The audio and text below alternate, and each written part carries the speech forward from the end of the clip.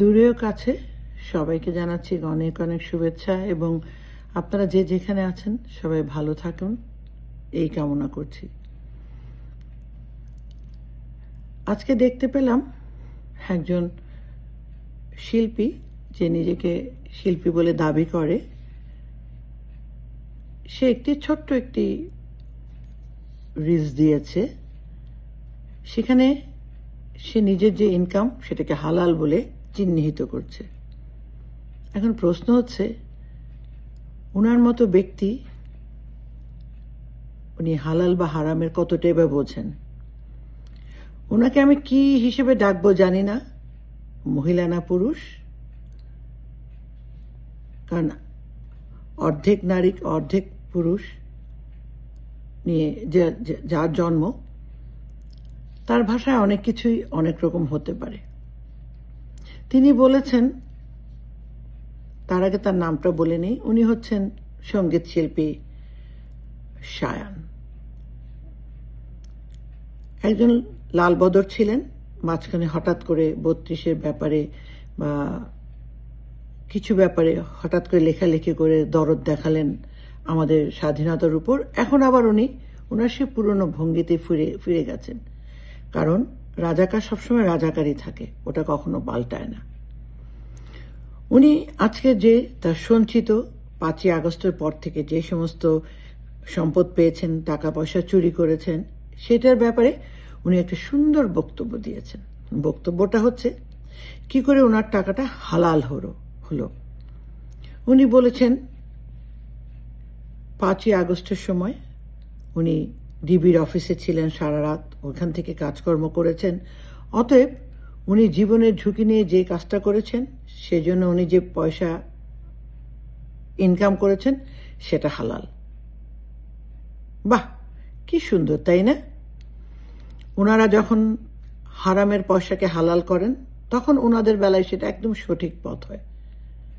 আর অন্যরা যখন করবেন, তখন তারা হয়ে যাবেন অত্যাচারী, স্বৈরাচারী, বিভিন্ন বিভিন্ন সংজ্ঞায়। তাই আমার প্রশ্ন শায়ানের কাছে,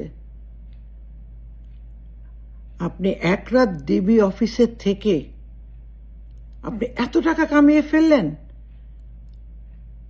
এটা কি করে সম্ভব? আর সেই টাকাটা আপনার জন্য হালাল হয়ে গেল।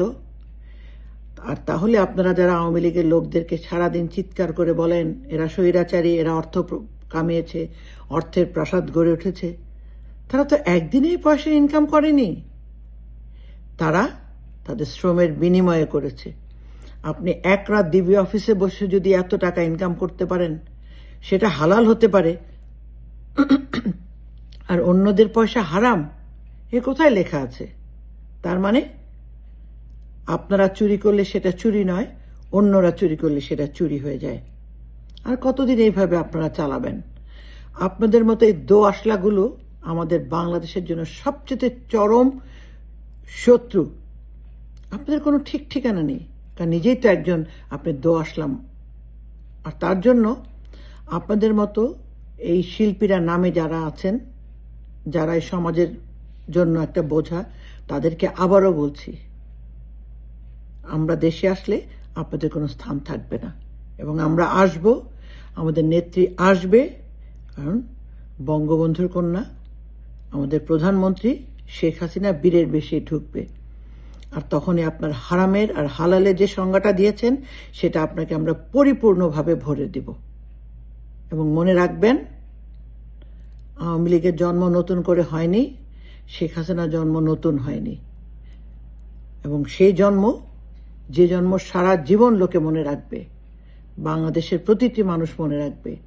আর তার জন্যই আপনাদেরকে কিভাবে শায়েস্তা করতে হবে, ঠিক করতে হবে, তা আমাদের জানা আছে, শুধু সময়ের অপেক্ষায়।